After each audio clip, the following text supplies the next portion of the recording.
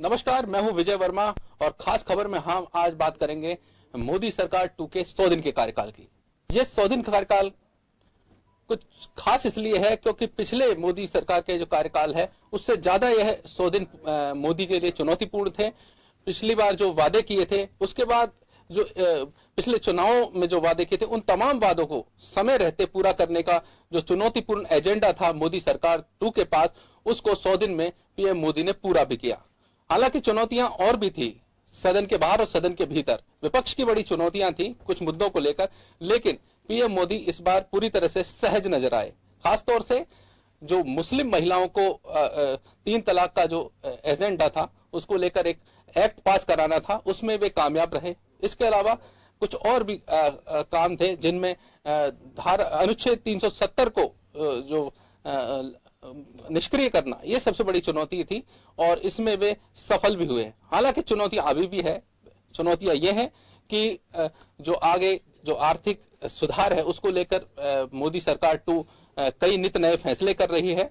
कुछ फैसले नजीर भी बने हैं, लेकिन उसके बावजूद भी देश की अर्थव्यवस्था को उसी तेजी से ऊपर लाना एक बहुत बड़ी चुनौती है, क्योंकि पिछले तिमाही में 5% जीएसटी 5 से भी नीचे चली गई थी, उसको ऊपर लाना एक चुनौती है। इसके अलावा कश्मीर में शांति बहाल करवाना भी एक बहुत बड़ी चुनौती होगी। आज हमारे साथ इन्हीं तमाम मुद्दों पर चर्चा करने के लिए हमारे कुछ मेहमान भी साथ हैं। बीजेपी से शील दहबाई जी अभी थोड़ी देर में पहुंचेंगी। इसके अलावा जो सीपीआईएम से भंवर सिंह शेखावत जी हैं, वरिष्ठ पत्रकार धर्मवीर चंदेल हैं और इसके अलावा वरिष्ठ पत्रकार उमिंद्र दादी जी हैं।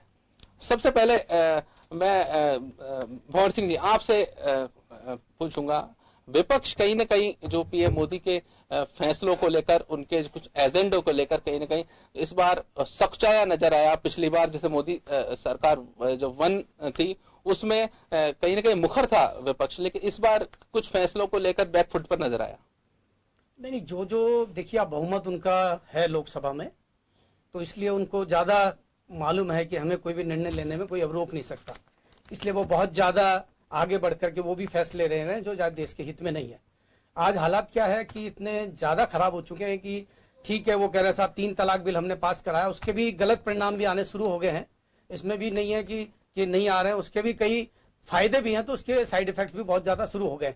जहां तक धारा 370 के मामले में है, तो ये आपको भविष्य अभी बताएगा। या आज 32-33 दिन हो चुके, पूरे जिस इलाके पे उसको लागू किया है उसको आपने कैदी बना रखा है।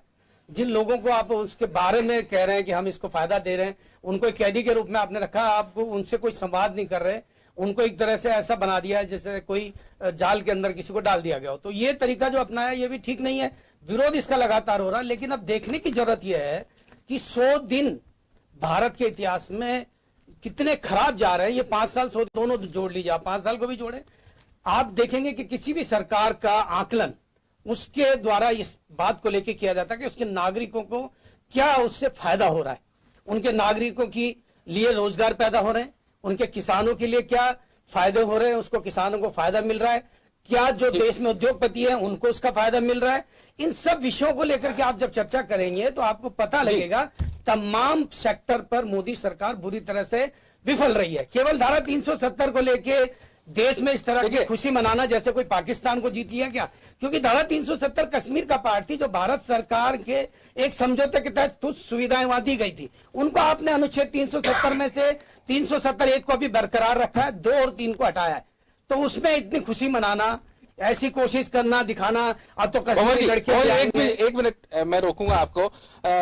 3 तलाक के अलावा जम्मू कश्मीर में अनुच्छेद 370 को निष्क्रिय करने के अलावा नया मोटर व्हीकल एक्ट भी लागू किया गया, जो भारत में जो भूजल स्तर लगातार नीचे जा रहा है, एक बड़ी चुनौती है। उसको लेकर जल मंत्रालय बनाया एक अलग से, जिसको सारे जल से जुड़े हुए सारे प्रभार दिए गए, उसको जल शक्ति मंत्रालय बनाया, उसका अलग से मंत्री बनाएगा। कुछ और भी काम किए, हालांकि चुनौतियां हैं और लेकिन फिर भी जो 100 दिन में वो काम पूरा करने का प्रयास किया पीएम मोदी ने, जो पिछली बार जिस गति से वे काम नहीं कर पाए कहीं ना कहीं।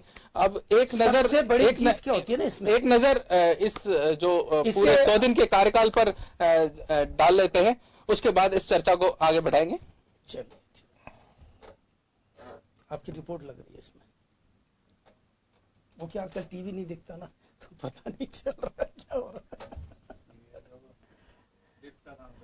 लिफ्ट और टीवी आपने दोनों एक साथ ही कर दिए। वो करो, पहले उससे पता लग जाता।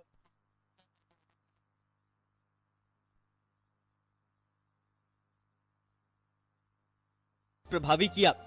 मोटर व्हीकल कानून, यूएपीए एक्ट में संशोधन, बैंकों के विलय का फैसला, जल शक्ति मंत्रालय का गठन। नरेंद्र मोदी सरकार के दूसरे कार्यकाल के 100 दिन पूरे हो रहे हैं। इन 100 दिनों में प्रधानमंत्री नरेंद्र मोदी अपने चाहने वालों के दिलों में हैं, तो विपक्ष के निशाने पर। मोदी सरकार ने इन 100 दिनों में कई महत्वपूर्ण कदम उठाए हैं, लेकिन सरकार के सामने कई चुनौतियां भी हैं।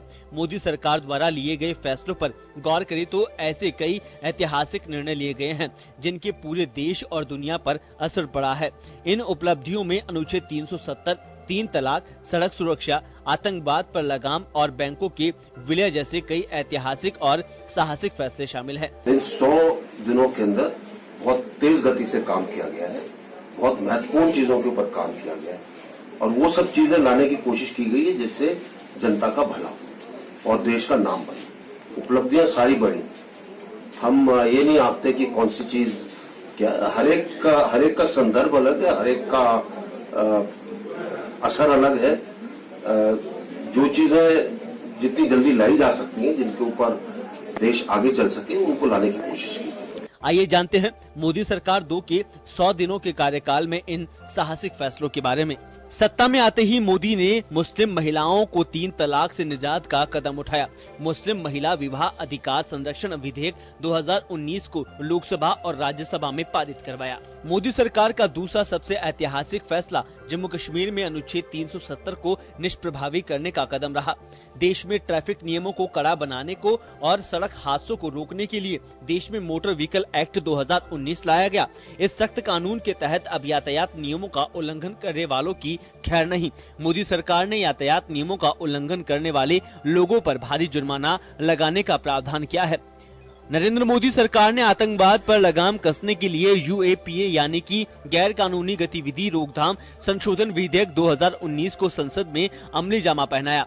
नया यूएपीए कानून आतंकी गतिविधियों में लिप्त या उसे प्रोत्साहित करने मिले व्यक्ति को आतंकी घोषित करने का अधिकार देता है। हाल ही में यूएपीए कानून के तहत मोदी सरकार ने मोस्ट वांटेड दाऊद इब्राहिम, हाफिज सईद, मौलाना मसूद अजहर और जाकिर रहमान लखवी को आतंकी घोषित किया है। मोदी सरकार ने देश में आर्थिक सुधार की दिशा में कई अहम कदम उठाए हैं। सरकार ने 10 सरकारी बैंकों के विलय के 4 बड़े बैंक बनाने का ऐलान किया है। इस विलय से बैंकों में बढ़ते एनपीए से राहत मिलेगी, साथ ही उपभोक्ताओं को बेहतर बैंकिंग सुविधाएं मुहैया करवाई जाएगी। देश के लिए सबसे बड़ी चुनौती बन गई जल संबंधी मुद्दों पर निपटने के लिए जल संसाधन और पेयजल और स्वच्छता मंत्रालयों को लेकर जल शक्ति मंत्रालय बनाया है। नरेंद्र मोदी सरकार देश के जनता को फिट रखने की दिशा में नया कदम उठाया है। प्रधानमंत्री मोदी ने खेल दिवस के अवसर पर फिट इंडिया मूवमेंट की शुरुआत की। हालांकि यह बात भी सच है कि पीएम मोदी की ये फैसले इतने सहज नहीं थे। सरकार के गठन के साथ ही कुछ बड़े फैसलों में 3 तलाक पर कानून पारित करना और जम्मू कश्मीर में अनुच्छेद 370 को निष्प्रभावी करने का फैसला शामिल है। विपक्ष ने इन फैसलों पर मोदी सरकार को आड़े हाथों लिया। खासतौर से अनुच्छेद 370 के खिलाफ अभी भी सियासी बयानबाजी जारी है। इसी तरह देश में आर्थिक मंदी को चुनौती देने के साथ ही मोदी सरकार ने अपनी आर्थिक नीतियों में भारी बदलाव किया है। व्यापारी वर्ग के लिए टैक्स में कई तरह की छूट और प्रावधान किए हैं। वही बैंकों के विलयन को हरी झंडी दी है। बैंकों के एनपीए में कमी लाने के साथ ही नीरव मोदी जैसे मामलों में बैंक सजग रह सकेगा। इसी तरह देश में भूजल संकट को देखते हुए जल शक्ति मंत्रालय का गठन और दुर्घटना से लोगों की होने वाली मौतों को 50% तक कम करने का बीड़ा भी मोदी सरकार ने उठाया है। इसी के लिए नया मोटर व्हीकल एक्ट लाया गया है, जिसमें भारी जुर्माने का प्रावधान भी है। इस बार पीएम मोदी सरकार बनाने में पिछली बार से ज्यादा सफल रहे, लेकिन प्रचंड बहुमत से सरकार के गठन के बाद मोदी सरकार 2 के सामने इस बार पहले से ज्यादा चुनौतियां मुंह बाएं खड़ी है। हालांकि पीएम मोदी उन चुनौतियों को हौसले के साथ सहज रूप ले रहे हैं, लेकिन जनता की उम्मीदें भी उतनी ही बढ़ रही है। ब्यूरो रिपोर्ट, जन टीवी न्यूज।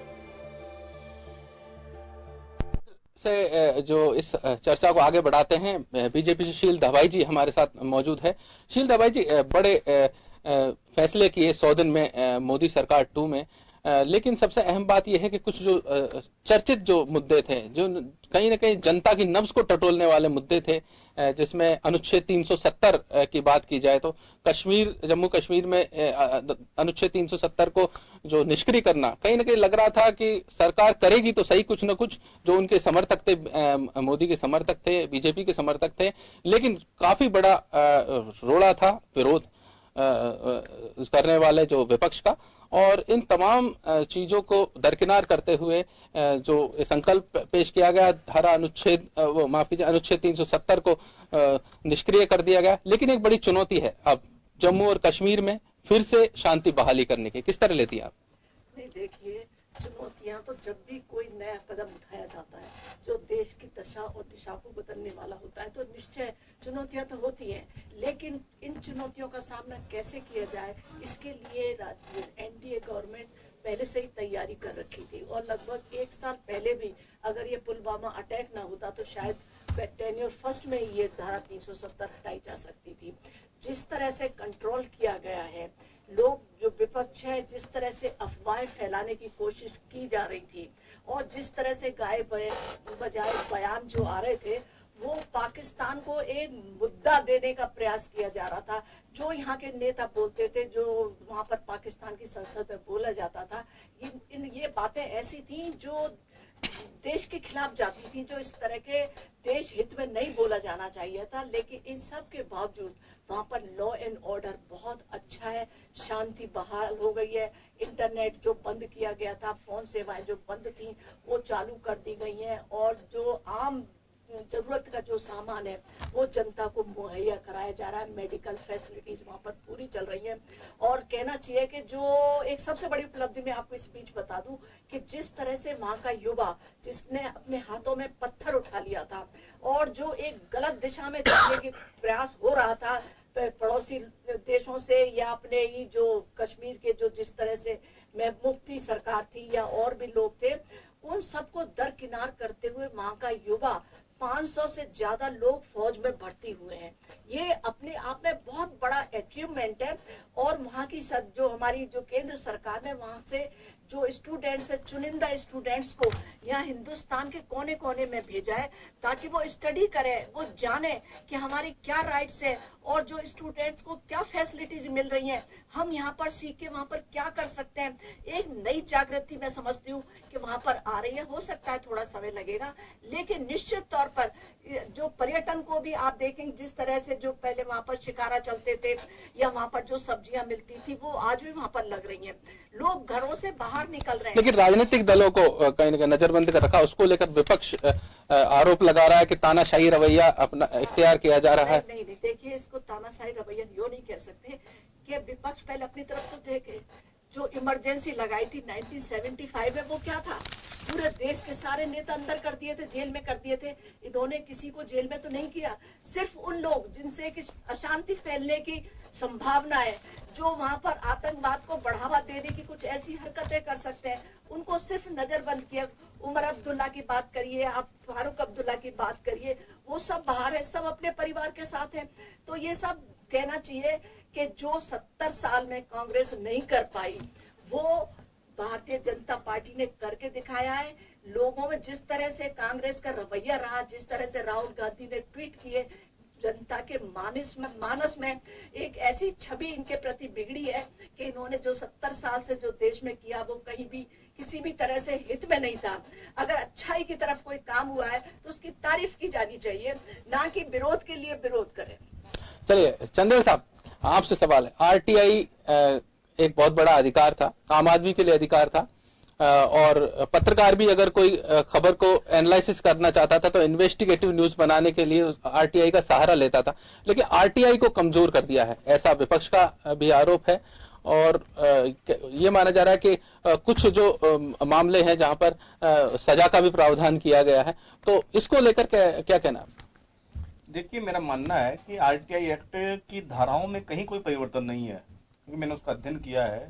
लेकिन उसमें जो अपॉइंटमेंट है, अपॉइंटमेंट किस तरह होगा, किस प्रकार पद मुक्त किया जाएगा, उसमें फेरबदल किया गया है। अब ये बहस का विषय है, पार्लियामेंट में बहस हुई है, उसके बाद उसको कानून का रूप दिया गया है अब उसके किस प्रकार के परिणाम आएंगे ये भविष्य पर निर्भर करता है। लेकिन मेरा ये मानना है कि आरटीआई एक्ट ने इस देश की फिजाओं को बदला है। मैं यहाँ जोर देकर कहना चाहूंगा कि 2013 में जिस यूपीए सरकार की विदाई हुई, उस विदाई में आरटीआई कानून का महत्वपूर्ण योगदान था। इस बात को नकारा नहीं जा सकता है। और यह भी एक ऐतिहासिक सच है कि आरटीआई एक्ट का निर्माण भी यूपीए सरकार ने ही 2005 में किया था। इस कानून के बनने से आम आदमी में वो ताकत आई थी, जो ताकत एक पार्लियामेंटेरियन के पास होती थी या एक लेजिस्लेटर के पास होती थी। वो सवाल पूछता था, उस सवाल का जवाब उसको मिलता था। जो जवाब पार्लियामेंट में एक सांसद महोदय पूछते थे, जिसका जवाब सरकार देती थी, ठीक वही तर्ज पर एक आम आदमी 10 रुपए के पोस्टल ऑर्डर पर सवाल पूछता था, उससे उसका जवाब मिलता था। यदि आरटीआई एक्ट को कमजोर किया गया है, हालांकि ऐसा मुझे जानकारी नहीं है, तथ्यों के आधार पर उसमें कहीं कोई बदलाव नहीं है, जहां तक मेरी समझ है, जहां तक मैंने इसका अध्ययन किया है। केवल बदलाव उसके अपॉइंटमेंट पे और उसके पदच्युति में बदलाव किया गया है। ये सरकार का अधिकार क्षेत्र होता है। जिस सरकार ने कानून बनाया है उसके प्रोसेस में काफी नहीं, उसकी प्रक्रिया में कोई बदलाव नहीं है। आप फर्स्ट अपील कीजिए, सेकंड अपील कीजिए, थर्ड अपील कीजिए, क्योंकि ये अपीलें महत्वपूर्ण होती है। जवाब इन्हीं से आता है अपॉइंटमेंट किस प्रकार हो रहा है, क्योंकि पहले भी सरकार अपॉइंटमेंट करती थी, अभी भी सरकार अपॉइंटमेंट करती है। तो इस पर आमतौर पर क्या होता है कि जो सोशल मीडिया का जो विस्फोट हुआ इस देश में, इसने तथ्य परक जानकारी जो हमें मिलती थी, जो एक अखबार के माध्यम से मिलती थी, जो मीडिया के माध्यम से मिलती थी, कहीं ना कहीं उसमें कमी आई है। ये सही है कि सोशल मीडिया से देश की फिजाओं में बदलाव आया है, लेकिन इसकी अनेक सारी बीमारियां भी हमें देखने को मिल रही हैं। कई चीजें बिना फैक्ट के, बिना क्रॉस चेक के, बिना तथ्यों के उसमें डाल दी जाती है। और जो समाज में कई बार ऐसे भी आया है कि सोशल मीडिया कारण कहीं तनाव हो गया, कहीं झगड़ा हो गया, लोग मर गए, लोग लुट गए, लोग पिट गए, जबकि तथ्यों पर नहीं होता है। तो ऐसे में मुझे लगता है कि यदि सरकार ने ऐसा किया है तो उसका विरोध भी किया गया है विपक्ष की ओर से। लेकिन मैं फिर कहूंगा कि उस प्रक्रिया में कहीं बदलाव नहीं है कि आप आरटीआई डालिए, उसमें सूचना आएगी। यदि उन्होंने नहीं दी तो सेकेंड आरटीआई डालिए, फिर भी नहीं है तो थर्ड डालिए। यदि आप सही सूचनाएं मांग रहे हैं, यदि आपका प्रोसेस ठीक है, तो सूचना जिस विभाग ने नहीं दी तो उस पर सूचना आयुक्त कोष्ठ लगाते हैं और लगाई जा रही है। मैंने कई अभी भी सूचनाएं इस कानून के बदलाव पर लगाई है। चलिए उमेंद्र दादी जी, आप कैसे देखते हैं मोदी सरकार 2 के 100 दिन है? देखिए विजय जी, इस सरकार के 100 दिन की जो बात है, जो कंटिन्यूटी में कोई चीज हो उसके 100 दिन का आकलन नहीं किया जा सकता, क्योंकि सरकार तो पहले भी थी, यथावत है। हम ये कह सकते हैं यहाँ केवल हम ये कह सकते हैं कि यूपी एनडीए 2 के जो अभी 100 दिन है इनके बारे में चर्चा। जो सत्ता पक्ष के लोग हैं वो इसे बहुत ऐतिहासिक बताएंगे और बताना भी चाहिए, क्योंकि कुछ काम ऐसे हुए हैं, जो कुछ उदाहरण ऐसा है। विपक्ष का काम है सरकार को कोसना, वो उस काम को कोसेगी और कोसना भी चाहिए, क्योंकि नहीं तो विपक्ष को यदि उनके हाँ में हाँ मिलाए जाएंगे तो विपक्ष कौन बनेगा। लेकिन यह एक बात देखने में आई है कि इन 100 दिनों में विपक्ष के ही कई नेताओं ने कहा कि हमें मोदी जी के अच्छे बातों, अच्छे कामों की चर्चा करनी चाहिए, हमेशा नेगेटिव बात नहीं करनी चाहिए, इससे उल्टा हमको नुकसान हो रहा है। ये पहला मामला है जब विपक्ष को एक घेरे में आना पड़ा। 100 दिन की यदि मैं उपलब्धियों की बात करूंगा, उपलब्धियां तो बहुत है, आज के अखबारों में खूब छापी होगी, आपने लोगों ने की होगी। मैं ये कह सकता हूं 100 दिन में कमजोर विपक्ष सामने आया है। कांग्रेस के कई नेताओं को जेल जाना पड़ा, कर्नाटक के एक बड़े नेता के बेटे के साथ में हुआ, चिदम्बरम जी गए। यदि हम ये कहें कि मोदी सरकार के 100 दिन के कामकाज की यदि समीक्षा करेंगे तो ये भी चीजें सामने आएगी। हाँ, यहाँ एक ये भी कहनी पड़ेगी कि 100 दिन में मोदी सरकार ने कुछ कीर्तिमान भी बनाया। चंद्रयान की बात आती है, यह भी 100 दिन के कीर्तिमान में आई है। हमने 3.5 लाख किलोमीटर की दूरी तय की, बड़ी उपलब्धि है।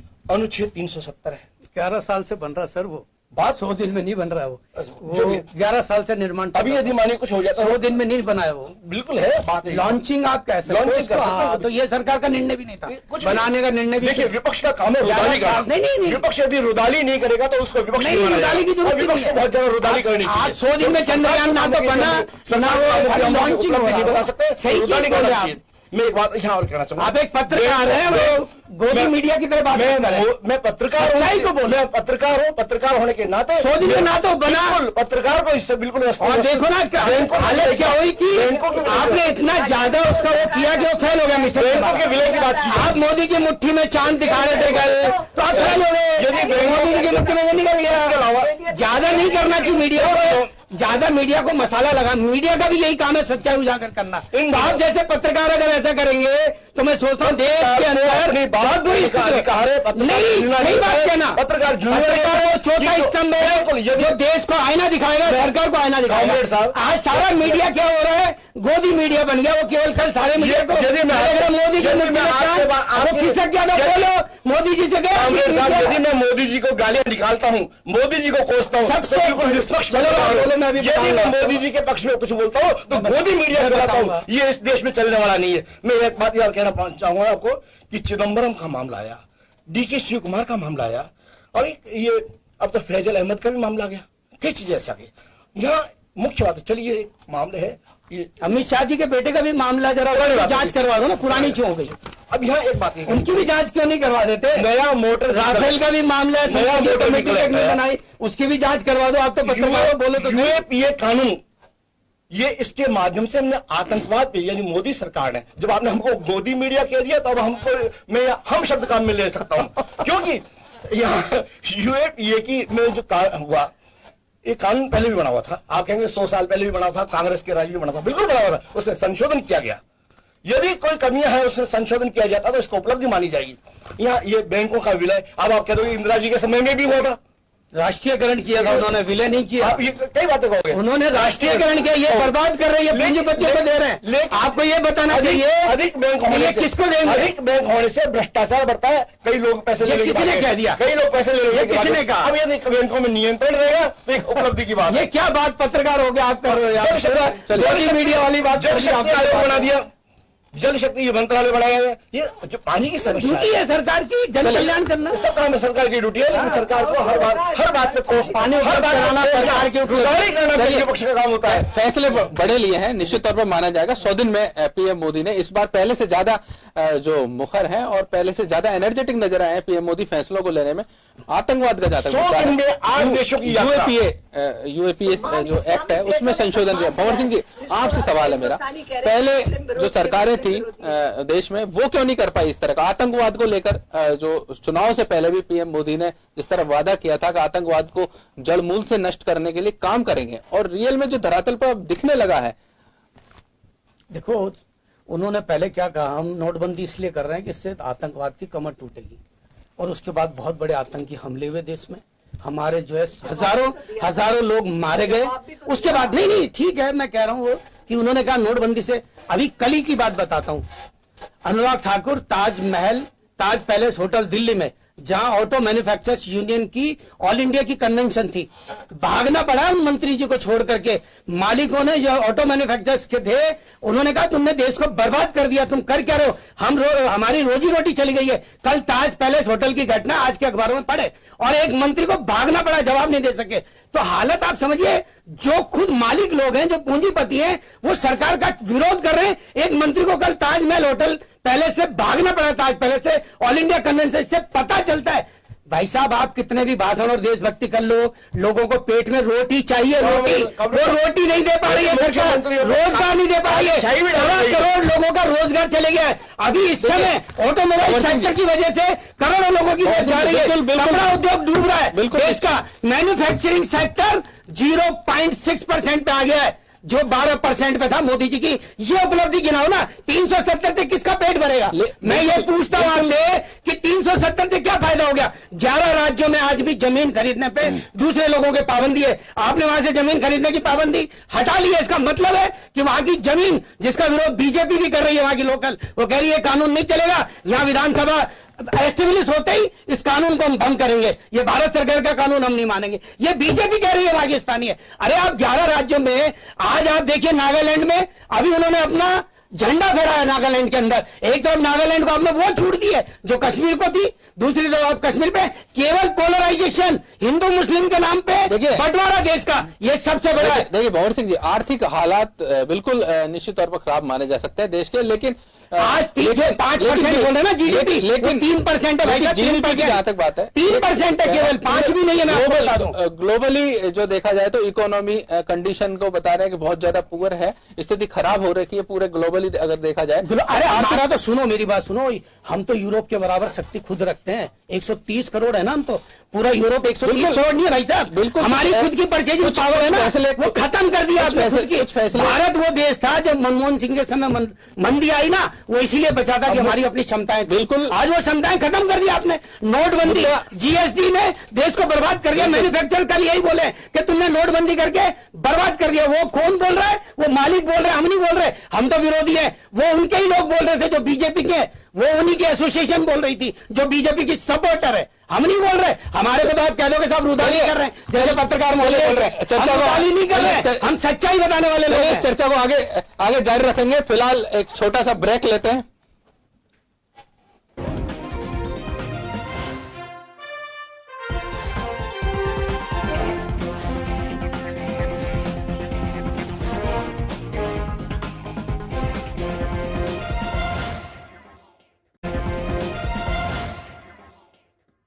नमस्कार, खास खबर में एक बार फिर से आपका स्वागत है। चर्चा को जारी रखते हैं। भंवर सिंह शेखावत जी की बात चल रही थी। भंवर सिंह शेखावत जी आर्थिक सुधार वाली बात पर चर्चा कर रहे थे और कह रहे थे कि आर्थिक मंदी है जो, उसने हालत देश की बिगाड़ दी है। कहीं ना कहीं मोदी सरकार का जो प्रोपेगेंडा बता रहे थे कुछ जो इश्यूज को, कि हर जो उपलब्धि है उसका क्रेडिट कहीं ना कहीं मोदी लेना चाहते हैं।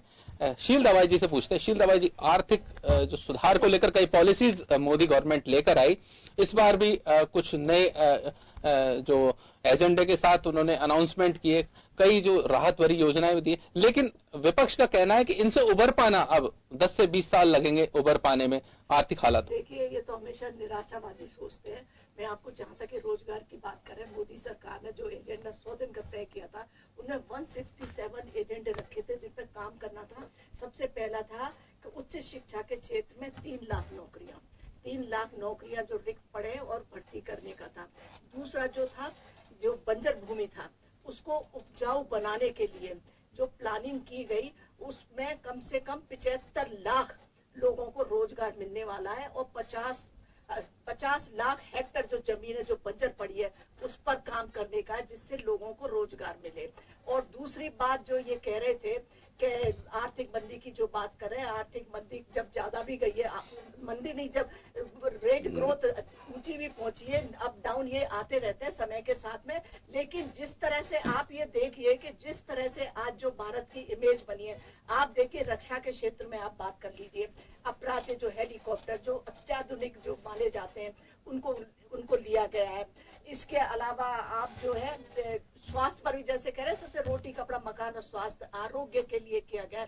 75 नए मेडिकल कॉलेज खोले गए, जिसमें आप सोचिए कम से कम 3.5 लाख कहना चाहिए कि जो नए स्टूडेंट्स के लिए जो MBBS जो करेंगे वो मिलेंगे। कितनी फीस लेंगे मैडम उनकी आप? ये फीस तो समय के अनुसार तय होगी, उसकी शिक्षा के अनुसार। गरीब का बच्चा पढ़ पाएगा? गरीब का बच्चा बिल्कुल 2-2 करोड़ रुपए फीसें हैं। देखिए, तो इसीलिए तो सरकारी मुफ्त शिक्षा करवाओ जरा। भूटान के अंदर मुफ्त शिक्षा है, मुफ्त इलाज है, वहाँ की तरह यहाँ भी घोषित कराओ कुछ, तो कुछ देश में भला हो गरीबों का। गरीबों के लिए तो सरकार है। कहाँ गरीबों के लिए सरकार है जी? सबका विकास, वो बातें हैं, सबका साथ और सबका विकास हो रहा है। इस तरह के देखिए माहौल, सबका साथ अडानी अंबानी का विकास हो रहा है। सबका साथ और अडानी अंबानी का विकास है, और तो किसी का विकास नहीं है। देश के डाटा बोल रहे हैं, सारे डाटा ही तो बहुत बता रहे हैं। आम आदमी की तो आमदनी घट गई है और उनके मुनाफे बढ़ गए। उनको कितने रोजगार आप देखिए, किसको रोजगार दे रहे हैं? 1.2 करोड़ रोजगार चले गए 2018 में, सरकारी आंकड़े, मेरे आंकड़े नहीं है। 1.2 करोड़ रोजगार जो आपने हर वर्ष 2 करोड़ रोजगार देने का वादा किया, वो पूरा फैल रहा है। आर्थिक दृष्टि सुधार करने के लिए बैंकों, ये मोदी जी क्या है देखो जी, जैसे मैं आपको बताऊं ना, एक मुद्दा लेके पब्लिक में फेंकते हैं वो फैल, दूसरा मुद्दा फेंकते हैं फैल, तीसरा मुद्दा फेंकते हैं फैल, तो ये तो रोज बदलते हैं। स्टार्टअप इंडिया का क्या हुआ, स्टैंड अप इंडिया का क्या हुआ, सब चले गए खड्डे में। ये तो आपके लोग बोल रहे हैं, तो पूंजीपति बोल रहे हैं। हाँ, अगर ये सब फेक था, ये सब मुद्दे से भटकाने वाली थी, क्या एक सब फेल हो गए ना। स्टार्टअप इंडिया का क्या हुआ? 20 करोड़ आपका योजना थी, आपका नहीं, वो तो केवल पुलवामा की वजह से वोट दे दिया आपको। पुलवामा कांड नहीं होता तो मोदी जी 100% हारते ना, आपको बताओ। पुलवामा का हमला नहीं होता तो मोदी जी हारते। इकोनॉमी पॉलिसी में बात कर लेते हैं, चलिए, इनकी इच्छा पूरी हो जाएगी भंवर सिंह शेखावत जी की भी। इकोनॉमी पॉलिसी की बात करें तो विपक्ष लगातार ये कहता आ रहा है कि नकारात्मक जो पहलू है वो उस पर मोदी सरकार अध्ययन नहीं करती, वो नहीं देखती और तमाम से कोई भी पॉलिसी ला देती है जिसका बाद में एक सवाल मैं आप ही को दे दूं कि ये सरकार नहीं, एक सरकार अभी एक नहीं, मैं सवाल ही करना, छोटा सा सवाल है।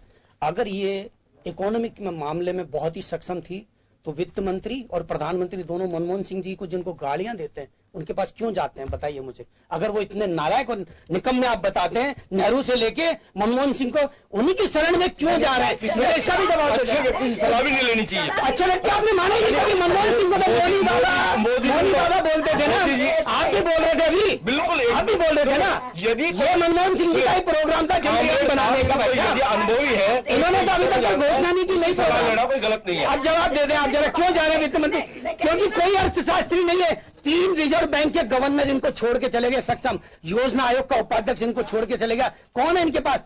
सक्षम लोगों की टीम है मोदी जी के पास, और जो हिटलरशाही में काम नहीं करना चाहती। आईएएस अफसर 3 देता है, 3 आईएएस अफसर ने कहा नौकरी नहीं कर सकते, ये हालत पैदा कर रहे हैं। अरे चिदम्बरम को ये मोदी जी, और यही हाल मोदी जी का और अमित शाह का भी होगा जो चिदम्बरम का हो रहा है, यही भी इनका होगा। ये मैं आज बोल रहा हूं आपको, नोट कर लेना, ये रिकॉर्डिंग रखना। यही हाल मोदी जी का और अमित शाह का होगा, यही हाल मोदी जी और अमित शाह का होगा जब सत्ता परिवर्तन जिस दिन होगा। ये मेरा दावा है। चलिए, यही हाल होगा, ये भी जेल जाएंगे। अभी 20 साल तो होना नहीं है। अरे ये आप जब तो मोदी मीडिया हो ना। चलिए चंदेल जी के पास चलते हैं। चंदेल जी, नया मोटर व्हीकल एक्ट लागू किया है सरकार ने, केंद्र सरकार ने, और इसको लेकर पिछली मोदी सरकार के दौरान से ही काम जारी था। जो लक्ष्य ये था कि 50% तक जो मौतों का आंकड़ा, दुर्घटना से जो मौतें हो रही है उनका आंकड़ा कम करने का, और उसको लेकर ये एक्ट लागू किया गया। इसका भी विरोध हो रहा है, जुर्माने की राशि काफी बढ़ा दी गई है, इसको लेकर क्या कहना? देखिए, मेरा मानना है कि भय बड़ा पवित्र है, कि भय बिना प्रीत नहीं होती। तुलसीदास जी ने कहा है कि जब तक अनुशासन नहीं होगा, व्यक्ति हो, समाज हो या राष्ट्र हो, व्यक्ति ढंग से काम नहीं करते हैं। इसी प्रकार उन्होंने उसमें जुर्माने की राशि बढ़ाई है, लेकिन जुर्माने की राशि अत्यधिक बढ़ा दी गई है। जितने की गाड़ी है, बाइक है, उससे डबल जुर्माना है। तो मुझे लगता है कि अव्यवहारिक है। जुर्माना इतना होना चाहिए, ज्यादा कम भी नहीं, ज्यादा अधिक भी नहीं। महात्मा बुद्ध कहते हैं कि वीणा के तारों को इतना मत कसो कि वीणा टूट ही जाए, और इतना शिथिल भी मत छोड़ो कि वीणा बजे ही नहीं। तो हमें सरकार को इसके लिए एक मध्यम मार्ग अपनाना चाहिए था, ताकि अनुशासन भी रहे, लोगों में भावना भी पैदा हो कि हमें यातायात नियमों का पालन करना चाहिए। और मैं एक बात और कहूंगा कि हिंदुस्तान में ऐसे बहुत अधिक परिवार है जहां पर असमय ही लोग मौत के गाल में समा गए। वो इसलिए समा गए कि कानून बना हुआ था लेकिन इतना कमजोर था, लोग उसकी पालना नहीं करते थे। ऐसे बच्चे खत्म हो गए जो बड़े होनहार थे, देश के भविष्य के लिए उनका बड़ा उपयोग हो सकता था। कई परिवार तबाह हो गए, कईयों के माता पिता खत्म हो गए, कईयों के बच्चे अनाथ हो गए। तो ये ध्येय पवित्र है, लेकिन इसमें कहीं ना कहीं एक बार रीलुक करने की आवश्यकता है सरकार को, और एक मध्यम मार्ग अपनाने के बाद ही ये लागू हो पाएगा। क्योंकि जिस प्रकार राजस्थान सरकार ने कहा है कि हम इसके लागू नहीं करेंगे, बहुत अधिक जुर्माने की राशि है, तो अन्य स्टेट भी मना कर देंगे। तो फिर नहीं कर रहा ना, दिल्ली नहीं कर रहा है, बंगाल नहीं कर रहा, मध्य प्रदेश नहीं कर रहा, अभी तक नहीं किया इन्होंने। कई स्टेट 4-5 स्टेट ने भी मना किया। इससे संशोधित करेंगे। जो संघ व राज्य के बीच जो रिलेशन होता है ना, वो प्रभावित होगा। फिर तो संघ के आदेश, जो केंद्र संघ व राज्य के बीच एक रिलेशन होता है, और संघ कोई कानून बनाता है तो राज्य उसको लागू करना चाहिए, ऐसी एक परंपरा बनी हुई है। यदि आप उसे सहमत नहीं है तो थोड़ा उसमें संशोधन कर लीजिए, लेकिन आप उसे लागू ही नहीं कर रहे हैं तो टकराहट बढ़ेगा, और टकराहट बनने के बाद जो हिंदुस्तान का जो संविधान एकात्म और संघात्मक है, उसमें कहीं ना कहीं विभेद पैदा होगा। साथ ही एक बात और मैं कहूंगा कि विकास को हम किस रूप में देख सकते हैं, विकास की क्या परिभाषा हो। तो मेरा यह मानना है कि विकास चहुमुखी विकास होना चाहिए। यदि हम किसी गार्डन को विकसित कर रहे हैं और गार्डन में कुछ पौधे तो बहुत पुष्पित हैं, पल्लवित हैं, आगे बढ़ रहे हैं, खुशबू आ रही है, और एक कोना ऐसा है जब बदबू आ रही है, पेड़ों में पानी नहीं है और पेड़ सूख रहे हैं, उसकी पत्तियां झड़ रही हैं, तो मैं कमी उस गार्डन की नहीं मानता, मैं कमी मानता हूं जो उसका पालनहार है, जो उसको देख रहा है, जो उसका बागवान है, क्योंकि उसको उस गार्डन की समुचित देखभाल करनी चाहिए थी। इसी प्रकार यही सिद्धांत मैं देश की सियासत पर रखूंगा कि जो आपने अच्छा है कि विदेश नीति में आपने अच्छा काम किया है, अच्छा आपने 370 को बेहतर को तोड़ने का प्रयास किया है, चंद्रयान भी आपने किया है, सफलता वो अलग बात है। इस पर कई आपने ऐतिहासिक कार्य किए हैं, लेकिन अर्थव्यवस्था जिस प्रकार कमजोर होने लगी है वो हम सबके लिए दुखदायी है। हम ये देखते हैं कि 1930 में बहुत भयावह मंदी आई थी और अर्थशास्त्र सिद्धांत भी ये कहता है कि हर 10 साल में आर्थिक मंदी आती है। इससे पहले 2008 में भी आर्थिक मंदी आई थी। लेकिन सरकार को अब इसमें देखना चाहिए किस प्रकार आर्थिक मंदी के संकट से हम उबर सकते हैं। यदि इस पर समय रहते ध्यान नहीं दिया गया तो मुझे लगता है कि इससे न सिर्फ क्राइम बढ़ेगा बल्कि लोगों में भयावह माहौल उत्पन्न हो जाएगा, क्योंकि आज आर्थिक युग है। आर्थिक युग में पैसे का बड़ा महत्व है। हालांकि हम एक ऐसे देश में रहते हैं जो अर्थ के साथ अध्यात्म को भी मानता है, लेकिन इस बात को नकारा नहीं जा सकता है कि यदि आर्थिक मंदी से लोगों को रोजगार चले गए, लोग बेरोजगार हो गए, लोगों की क्रय शक्ति कम हो गई, इससे डिमांड और सप्लाई का जो सिद्धांत अर्थशास्त्र का वो गड़बड़ाने लगा है। तो ऐसे में सरकार को इसके लिए समुचित प्रयास करने चाहिए थे। एक बात मैं और कहूंगा कि इस देश में एक राजनीतिक शिष्टाचार बना हुआ है कि लोग एक दूसरे से मिलने जाते हैं। यदि पूर्व प्रधानमंत्री वर्तमान प्रधानमंत्री से मिलते हैं और वर्तमान प्रधानमंत्री पूर्व प्रधानमंत्री से मिलते हैं तो मैं इसको गलत नहीं मानता हूं, क्योंकि राजनीति अपनी जगह है, वहां तर्क वितर्क होता है, कुतर्क के लिए जगह नहीं है। ऐसा हमारे संविधान निर्माताओं की अपेक्षा थी कि हम लड़ेंगे, हम तर्क पर लड़ेंगे, हम वाद विवाद करेंगे, हम बिंदु पर वाद विवाद करेंगे, हम में मतभेद होगा। डेमोक्रेसी में मतभेद होना जरूरी है। यहाँ दो पार्टियों के लोग बैठे हैं तो मतभेद होना चाहिए। यदि मतभेद नहीं होगा तो सब एक ही धारा में बह जाएंगे। लोकतंत्र का विकास ही नहीं होगा। मतभेद से ही विकास के नए अंकुर पैदा होंगे।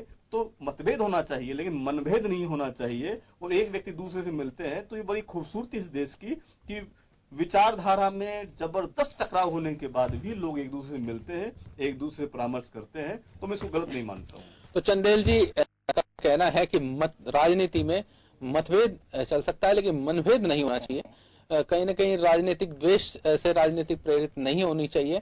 एक और बात कही आर्थिक सुधार को लेकर, इन्होंने कहा कि इकोनॉमी जो अगर इकोनॉमी पर ध्यान नहीं दिया देश की पर तो स्थितियां और ज्यादा विकट हो सकती है, युवाओं की हालत और ज्यादा बिगड़ सकती है। दादी जी आपसे सवाल है, किस तरह देखते हैं आप आर्थिक सुधार को लेकर कई पॉलिसीज मोदी गवर्नमेंट ने शुरू की, स्टार्टअप इंडिया प्रोजेक्ट भी लेकर आया गया, लेकिन कहीं ना कहीं उसमें जो टैक्स की व्यवस्था थी, इसके अलावा जो फॉरेन पोर्टफोलियो इन्वेस्टर के लिए जो सरचार्ज को बाद में कम करना पड़ा और फिर बैंकों का विलय की बात की गई और पैसा सरकार को आरबीआई से उठाना पड़ा। इसका भी विपक्ष विरोध कर रहा है कि 1.76 लाख करोड़ रुपए जो आरबीआई से लिया गया है। तो ऐसे क्या स्थितियां हैं जिनसे उबरने के लिए मोदी सरकार को बैकफुट पर आना पड़ा?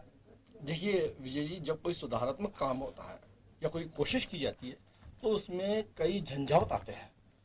अब मोदी सरकार ने फॉरेन और ये विदेशी निवेश के लिए जो इसमें सरचार्ज घटाया है, इन्होंने पहल की है। इसके अलावा जीएसटी में इनको पहले जीएसटी बनाया, उसके बाद इनको लगा इसमें कुछ कमियां हैं, उन कमियों को सुधारने का प्रयास किया गया। जब हम किसी चीज को क्रियान्वित करने की कोशिश करेंगे तो उसकी अच्छाइयां और बुराइयां सामने आएगी। और यदि हम उसको सुधारें और ये कहें कि ना उसमें फेल हो गए इसलिए देखो इन्होंने ऐसा किया, यू टर्न लेने की बात नहीं होती। ये क्या आता, कई दफे जो निर्णय उनकी समीक्षा की जाती है। अब बात ये आती है यहाँ पे कि हम यदि मोदी सरकार के 100 दिन की बात की जाए तो यह देखिए अब इनके सामने सबसे बड़ी बात है चिकित्सा के क्षेत्र में काम करने की, इनके सामने सबसे बड़ी बात है शिक्षा के क्षेत्र में काम करने की, और जो भावनात्मक मुद्दा है रोजी रोटी का, इसमें काम करने की आवश्यकता है। भावनात्मक ये क्या है कि लोगों को ठीक है, जैसा ये मेरे साथी बताया कि 370 से आम आदमी को क्या रोजी रोटी मिलेगी, सब कुछ ये एक अलग चीज है, ये एक मुद्दा है, ये पॉलिटिकल पार्टियों का एक मुद्दा हो सकता है। लेकिन सबसे मुख्य बात है कि रोजी रोटी और चिकित्सा कैसे मिले, इसके लिए इनको मैं मानता हूं कि आगे की योजना में इनको इस पर ध्यान देना होगा। हमें 100 दिन के काम की इनकी समीक्षा के साथ साथ में ये भी देखना चाहिए कि इनके सामने क्या क्या चुनौती है और चुनौती से निपटने के लिए क्या प्रयास किए गए। अब हमें ये देखना होगा कि यदि मोदी सरकार ने जो पिछले इनके 5 साल के अनुभव थे, उन अनुभवों में यदि कुछ इनके सामने अच्छे भी अनुभव आए होंगे, कुछ कमियां भी आई होगी, उनको सबको मिला के जो समीक्षात्मक जो इनका बाकी समय है उसमें क्या योजना बनती है, ये देखने वाली बात है। हाँ, एक बात यहां कहनी पड़ेगी, 100 दिन के कार्यकाल में हम ये कह सकते हैं कि हम विश्व में एक अपनी पहचान बनाने में कामयाब हुए। पाकिस्तान जो हम पे एम्प्लॉयमेंट सबसे बड़ा इशू है और एम्प्लॉयमेंट को लेकर जो लोकसभा चुनाव से पहले भी काफी चर्चाएं रही है, लेकिन कहीं न कहीं राष्ट्रवाद की बातें और कुछ और जो एजेंडे हैं उनके चलते उनको कहीं न कहीं दबा दिया गया। इस चीज को सरकार मोदी सरकार 2 के गठन के बाद इसको स्वीकारा गया। निश्चित तौर पर 45 साल में जो जिस तरह का अनएम्प्लॉयमेंट क्रिएट हुआ है वो पहले नहीं हुआ, और फिर जो ये आंकड़े पेश करने वाली एक एजेंसी है उससे भी अनुबंध तोड़ लिया। इसको किस तरह लेंगे? मैं विजय जी मानता हूं कि आने वाले समय में चाहे सरकार किसी की भी आए, भविष्य में किसी की भी आए, रोजगार की स्थितियां कम होगी, सरकारी सेवाओं में ये जो नियुक्तियां ये कम होगी। क्योंकि कारण क्या, हमारे पास जो किसी भी देश, विश्व बैंक के भी कई दबाव होते हैं, कई चीजें होती है, उसमें ये कहा जाता है कि ये नौकरियां कम कीजिए, पेंशन कम कीजिए, इस प्रकार की जो सुविधाओं पर बैन लगाया जाता है जो विश्व बैंक है उनके माध्यम से। और ऐसी स्थिति में कोई भी देश की सरकार हो, हिंदुस्तान की नहीं, भारत की नहीं, अन्य देशों में भी ये स्थिति है, और उनको ये कई दफे ये स्थिति होती है कि हम इस देश के वासी हैं, इसलिए हमें ये लगता है ये पूरे विश्व की स्थिति है, विश्व में ही मंदी का दौर है।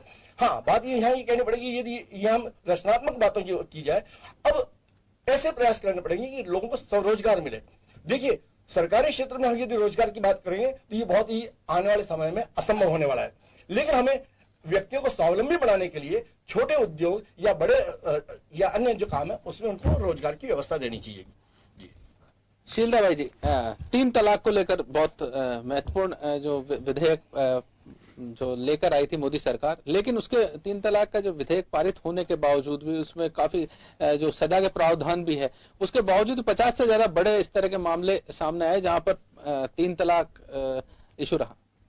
देखिए, 3 तलाक एक बहुत ही कहना चाहिए सामाजिक, एक बहुत ही गहराई तक छू जाने वाला इशू था, जिसको लोगों के विरोध के बावजूद भी अंतोगत्वा इसको पास हुआ, क्योंकि मोदी जी ने कहा कि इस देश की आबादी की 50% जो महिलाएं, उनको भी समाज में समान रूप से अन्य महिलाओं की तरह अधिकार दिए जाने चाहिए। और मैं समझती हूँ कि चाहे पुरुष वर्ग, मुस्लिम पुरुष वर्ग इसका विरोध कर रहा हो, लेकिन सच्चाई ये है कि जो महिलाएं हैं वो बहुत ज्यादा अपने आप को सकून महसूस कर रही हैं, और उनको जिस तरह का माहौल पैदा किया जा रहा था कि मोदी सरकार जो मुस्लिम विरोधी है, ये अब धीरे धीरे धारणा इसमें परिवर्तन आने लगा है। मुस्लिम महिलाएं तो कम से कम आई गई मोदी जी की तरफ, महिलाएं तो फूट डाल दी उन्होंने घर में, नहीं बिल्कुल आई गई है। और जब घर में फूट पैदा कर दी, देखिए जब पति पत्नी में कहते हैं ना कि घर में अगर लक्ष्मी प्रसन्न है तो देश में उन्नति खुशहाली भी आती है। और एक बहुत ही ऐतिहासिक ये जो निर्णय है, इसमें महिलाओं को सशक्तिकरण की दिशा में मैं कहना चाहिए कि एक बहुत बड़ा प्रयास है। महिलाएं आगे निकल के आएंगी, महिलाओं की शिक्षा पर ध्यान दिया जा रहा है, महिलाओं को कहना आर्थिक रूप से स्वावलंबन पैदा करने का प्रयास किया जा रहा है, उनके आत्मरक्षा के लिए किया जा रहा है, और सबसे बड़ी बात उनको नौकरी देने की, आर्थिक रूप से संबल प्रदान करने का प्रयास किया जा रहा है। सरकारी नौकरियों में भी पुलिस हो चाहे सेना हो, आज आप देखिए कि सेना में कितनी लड़कियां आगे आ रही हैं, 33% पुलिस में कर दिया गया है। और कहना चाहिए कि इन शॉर्ट के बहुत सशक्तिकरण की दिशा में बहुत बढ़िया प्रयास है, और ये ऐतिहासिक फैसला है जो बहुत पहले हो जाना चाहिए था। मैं समझती हूँ कि मोदी सरकार एक बहुत ही सराहनीय कदम है। चलिए भंवर सिंह जी, आपका कहना था कि रोजगार और रोटी से कहीं ना कहीं डाइवर्ट किया गया मोदी सरकार में, और आतंकवाद की और राष्ट्रवाद की इस तरह के इश्यूज की बात कही, लेकिन ये बात तो निश्चित तौर पर मानी जा सकती है कि आतंकवाद को लेकर कहीं ना कहीं मोदी सरकार कुछ कर रही है। यूएपीए संशोधन विधेयक जिस तरह लाया गया, और जो इसमें संशोधन ये किया गया कि जो आतंकवाद को बाहर से प्रोत्साहित करते हैं, इस तरह के लोगों को आतंकवादी साबित करने में मदद मिलेगी। ये मोदी सरकार का डबल चेहरा मैं आपको बताना चाहूंगा। जो त्रिपुरा का आतंकवादी संगठन था ना, उसके साथ मिलकर सरकार बना रहे हैं, ये बनाई है अभी हमारे खिलाफ चुनाव लड़े हैं, तो ये क्या कर रहे हैं ना, केवल एक जाति विशेष के लिए बात करते हैं। और अभी ये जो कानून लाए ना, ये कानून भी कोई भी व्यक्ति सरकार के खिलाफ बोलेगा, आज ही इसी एक्ट में एक महिला के खिलाफ मुकदमा दर्ज हुआ है, जो महिला हमारी बोल रहे हैं महिला सशक्तिकरण, उसने धारा 370 का विरोध किया। सुनिए, अब सुन लीजिए, मैं आपको इंटरप्ट नहीं किया ना प्लीज।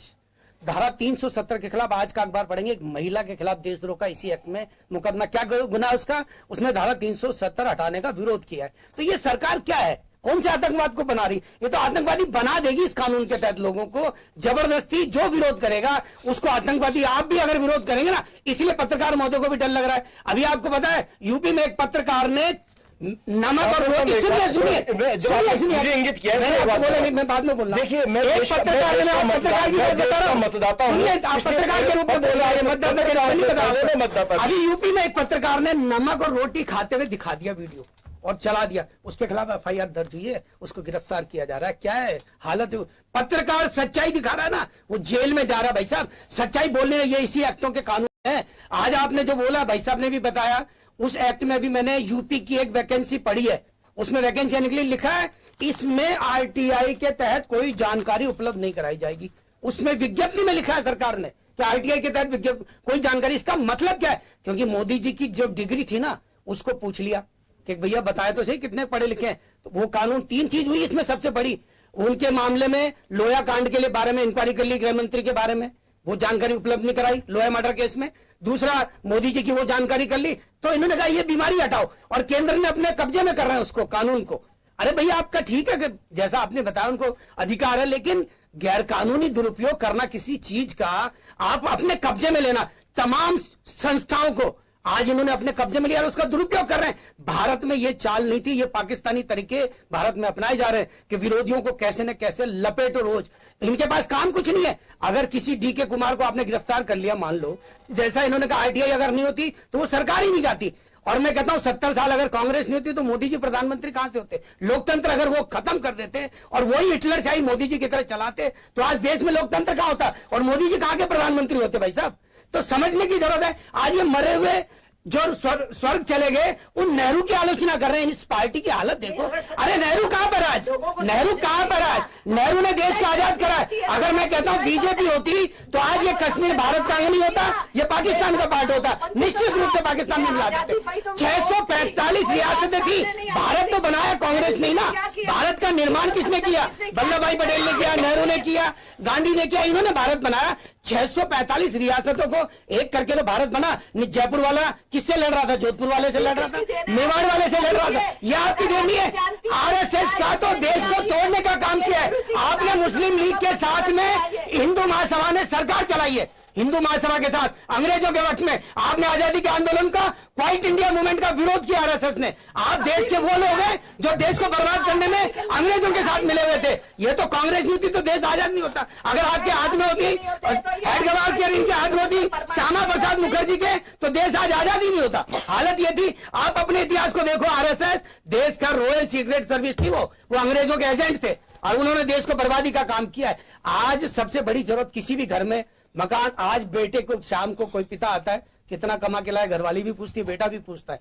आज हालत ये देश में कि सारा दिन घरवाला घूम रहा है, शाम को आता भाई कमाई तो कुछ नहीं हुई है। लेकिन क्या है, अरे अपना देश चांद पे पहुंच गया है, अपना देश अमेरिका से मिलके आ गया है। मैं आज जो है ना मुख्यमंत्री से मिलके आ गया हूं, आज मैं प्रधानमंत्री से मिलके आ गया हूं, आज मैं गृह मंत्री से मिलिया हूं। बेटा मस्त रहो, खा पी के। अरे खाने को कुछ घर में नहीं है, तू किसी से मिलिया। अमेरिका जाने से क्या हासिल हो रहा है देश को? मुझे बताएगा कोई कि आज अमेरिका विदेश दौरों से क्या इन्वेस्टमेंट आ रहा है भारत में? अरबों रुपए देश का खराब कर रहे हो आप बाहर जाके। क्या अरे भैया, ये द्विपक्षीय दुनिया में घोषित है। कश्मीर का मामला द्विपक्षीय, यूएनओ ने भी घोषित कर दिया था। यूएनओ ने घोषित कर दिया तो द्विपक्षीय, कोई उसमें नहीं जा रहा है। उसमें कोई देश मदद नहीं करेगा पाकिस्तान की, ना पहले कर रहा था। और सबसे बड़ी काम हमेशा इस मामले में अमेरिका ने हमारी मदद नहीं की पाकिस्तान, और इस मामले को लेके रशिया ने हमारी मदद की हमेशा। आज आप देखिए बीच में पंचायत करने लगे थे अमेरिका के राष्ट्रपति 370 को लेकर के और कश्मीर के मुद्दे को लेके, लेकिन भारत ने कह दिया द्विपक्षीय मसला है। हमेशा से द्विपक्षीय रहा है। और इसमें किसने वीटो किया? हमेशा रशिया ने वीटो। चलिए, अमेरिका ने इतिहास की बात नहीं करेंगे आज, समय कम है।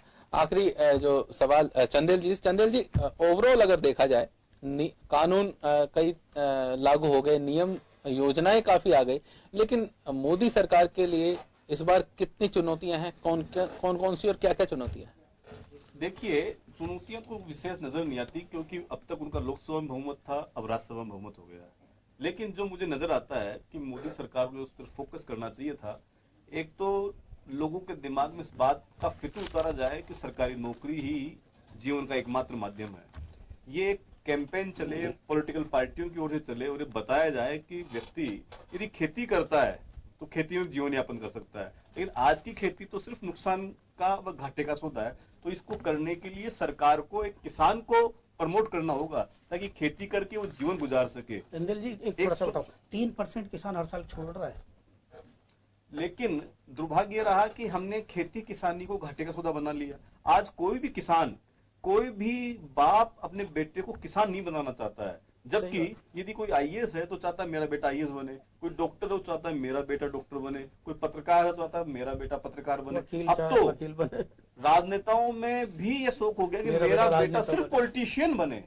तो ऐसे में इस जो विकार और व्याधि जो हमारे समाज में आई है, इसको दूर करने के लिए खेती जब तक घाटे का सौदा था, इसको मुनाफे का सौदा करना होगा। एक दूसरी बात और मैं कहूंगा, इस सरकार को कहीं ना कहीं भ्रष्टाचार पर अंकुश लगाना होगा, क्योंकि ये माना जाता है कि सत्यमेव जयते इस देश का स्लोगन रहा है, लेकिन आज उसकी जगह कुछ विद्वान लोग कहते हैं कि सत्यमेव जयते की जगह आप उसमें रिश्वत में ही जयते कर दो, क्योंकि रिश्वत से काम करोगे तो वो काम निश्चित रूप से होगा। सरकार को आज इस पर निश्चित रूप से काम करना चाहिए कि यदि कोई लीगली काम है तो उसमें अप्रोच की आवश्यकता नहीं हो, कागज जाए, काम और उस व्यक्ति को पता लगे। क्योंकि आज कई ऐसे डिपार्टमेंट हैं जहां बिना रिश्वत के काम नहीं होता है, और यदि हमने रिश्वत को ध्यान में रखा नहीं तो कई ऐसे देश हैं जो कोलैप्स हो गए। पाकिस्तान व भारत ने एक साथ एक दिन आजादी ली थी। आज भारत कहां है, पाकिस्तान कहां है? भारत शिखर पर है, पाकिस्तान शून्य पर है। उसका कारण क्या है कि भ्रष्टाचार वहां अमरबेल बन गया। लेकिन अब भारत में भी अमरबेल बनने की तैयारी है। तो ये काम सरकार का है कि हम किस प्रकार भ्रष्टाचार को कम कर सकते हैं, इस पर अंकुश लगा सकते हैं। आज तो कई लोग ये कहते हैं कि भ्रष्टाचार तो एक अच्छा शब्द है, फिर वो कहते हैं कि भ्रष्टाचार मत कहिए, आप इसको शिष्टाचार कहिए, और इसको स्पीड मनी है। ये तो भ्रष्टाचार तो एक ऐसा शब्द है, स्पीड मनी है, यदि आप देंगे तो आपका काम तेजी से होगा। तो इन दो विषयों पर काम करना चाहिए। एक तो भ्रष्टाचार पर अंकुश लगे, और जो ऐसे हमारे कुटीर उद्योग धंधे थे, आप देखेंगे 1950 से पहले देश में किसान उपजाता था, स्थानीय स्तर पर रोजगार था, व्यक्ति आराम से रहता था, ना ऊदों का देना था, ना मादों से लेना था। लेकिन जो प्रगति का विस्फोट हुआ है, हम प्रगति का स्वागत करते हैं, विकास का स्वागत करते हैं, लेकिन विकास के साथ जो विनाश ने जड़ें जमाई हैं वो दुखदायी हैं। इस पर एक बार सरकार को चंदेल, समय कम है हमारे पास। कुल मिलाकर जो 100 दिन का कार्यकाल है मोदी सरकार 2 का, उस पर बातचीत चल रही थी। कई योजनाएं, कई कानून लाए गए, कुछ नजीर बने, तो कहीं न कहीं नई चुनौतियां भी मोदी सरकार के सामने है, खासतौर से आर्थिक सुधार, जिसको लेकर कई योजनाएं मोदी सरकार पिछले कार्यकाल में लेकर आई, उन पर कहीं न कहीं बैकफुट पर आना पड़ा। 5% से कम देश की जीडीपी आई, तो कहीं न कहीं चिंता का विषय था। रोजगार युवाओं के लिए, महिलाओं और किसानों को भी साथ में आत्मनिर्भर बनाना देश के लिए बड़ी चुनौती होगी। इसके अलावा देश में अमन, चैन और शांति कायम करना भी बड़ी चुनौती होगी। फिलहाल हमारे जो आज के मेहमानों का बहुत बहुत धन्यवाद। खास खबर में आज इतना ही। नमस्कार।